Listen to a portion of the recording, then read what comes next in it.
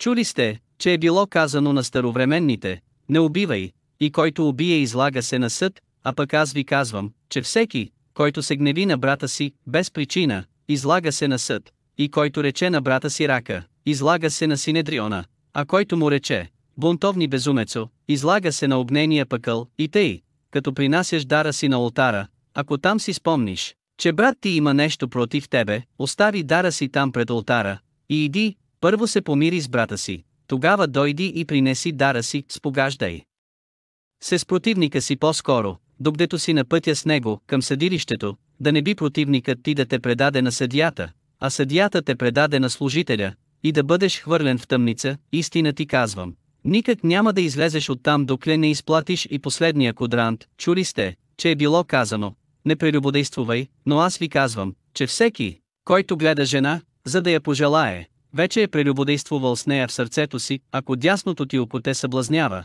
извади го и хвърли го, защото добре е за тебе да погине една от телесните ти части, а не цялото ти тяло да бъде хвърлено в пъкъла. И ако дясната ти ръка те съблазнява, отсечи я и хвърли я, защото по-добре е за тебе да погине една от телесните ти части, а не цялото ти тяло да отиде в пъкъла. Още било казано: който си напусне жената, нека и кратко даде разводно писмо. А пък аз ви казвам, че всеки, който напусне жена си, освен по причина на прелюбодейство, прави я да прелюбодействува, и който се ожени за нея, когато бъде напусната, той прелюбодействува. Чули сте още, че е било казано на старовременните: не си престъпвай клетвата, но изпълнявай пред Господа клетвите си. Но аз ви казвам, никак да се не кълнете, нито в небето, защото той е престол на Бога, нито в земята, защото е подножието му, нито в Ерусалим, защото е град на великия цар, нито в главата си да се не кълнеш, защото не можеш направи ни един косъм бял или черен, но говорят ви да бъде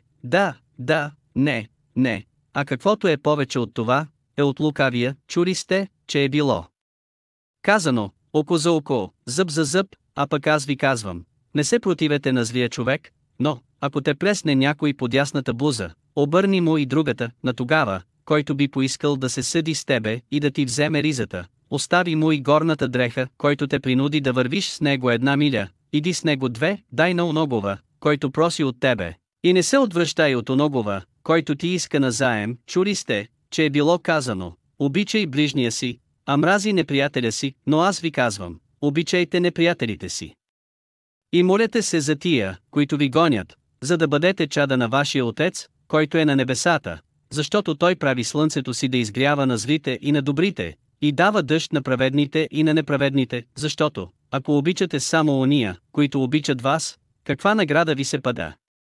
Не правят ли това и бирниците? И ако поздравявате само братята си, какво особено правите? Не правят ли това и езичниците? И тъй бъдете съвършени и вие, както е съвършен вашият небесен Отец.